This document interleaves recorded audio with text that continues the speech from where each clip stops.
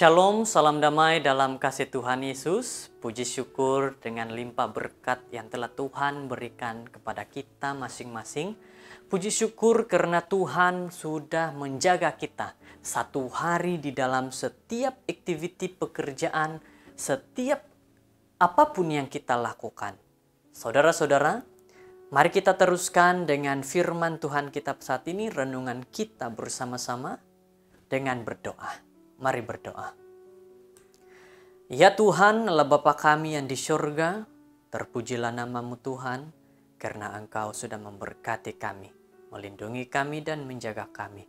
Jauhkan kami daripada gangguan iblis, sehingga kami dapat mengerti setiap ayat dalam Alkitab yang kami dengar, setiap cerita maupun renungan kami pada saat ini, kami mengerti dengan baik. Inilah doa kami Tuhan dalam nama Yesus.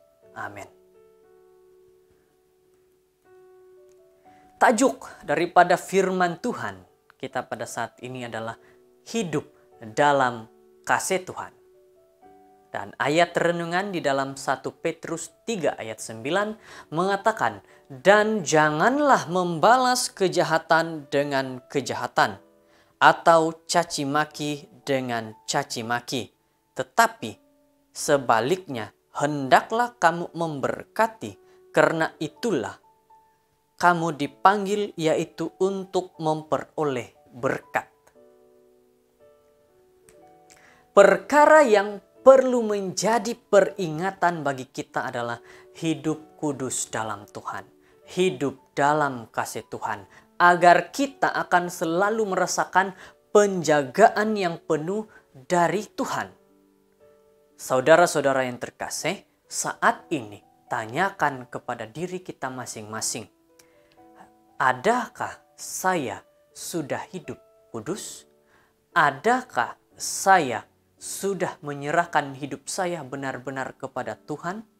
Saudara-saudara yang terkasih, banyak perkara dalam hidup kita, dalam dunia ini, akan membuat diri kita menjauh daripada Tuhan. Tetapi banyak juga perkara-perkara hal-hal di dunia ini membuat diri kita tetap hidup dalam kasih Tuhan, dekat kepada Tuhan. Ada seorang pemimpin gereja yang mempunyai sikap baik. Dia mengalami musibah.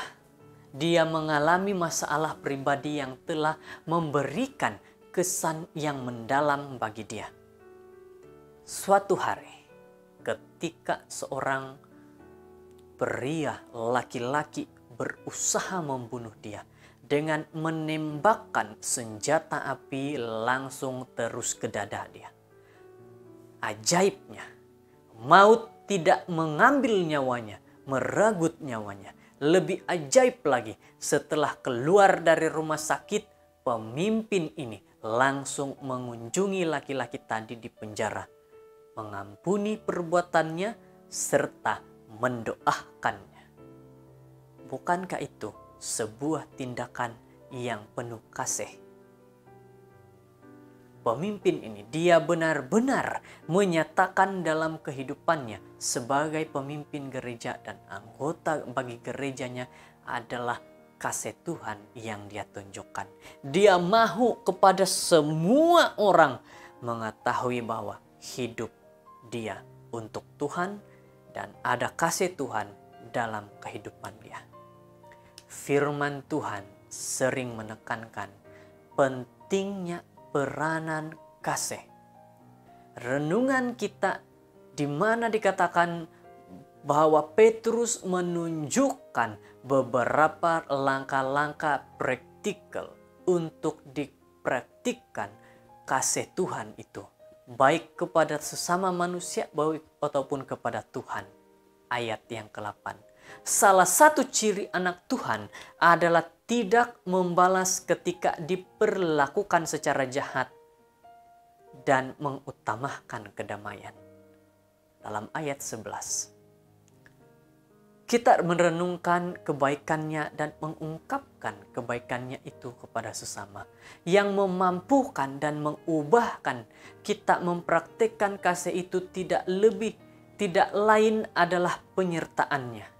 Mata Tuhan tertuju kepada orang-orang benar, dan telinganya kepada permohonan mereka yang meminta tolong.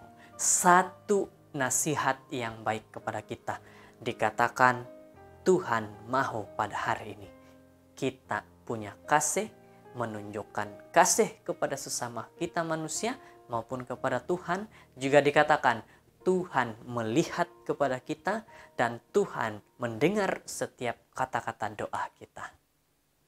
Dengan gaya hidup yang penuh kasih, kita dapat menjadi saluran berkat bagi sesama kita manusia. Ayat 7. Kita dapat memperkenalkan kasih-Nya kepada jiwa-jiwa yang belum lagi mengenal Dia.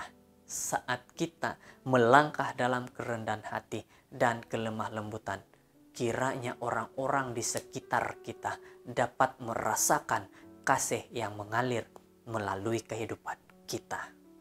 Saudara-saudara, selanjutnya kiranya kesaksian itu dapat membuat mereka untuk mau mengenal Tuhan secara pribadi.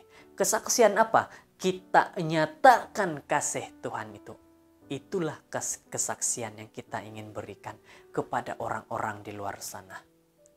Adalah merupakan nasihat yang sangat penting bagi kita saat ini, bahwa bagaimanapun diri kita saat ini, maka tunjukkan kasih Tuhan kepada sesama kita manusia. Jangan biarkan kita menunjukkan perkara yang tidak baik, tetapi belajarlah, mintalah kepada Tuhan agar ada kasih dan tabiat kasih dalam hidup kita.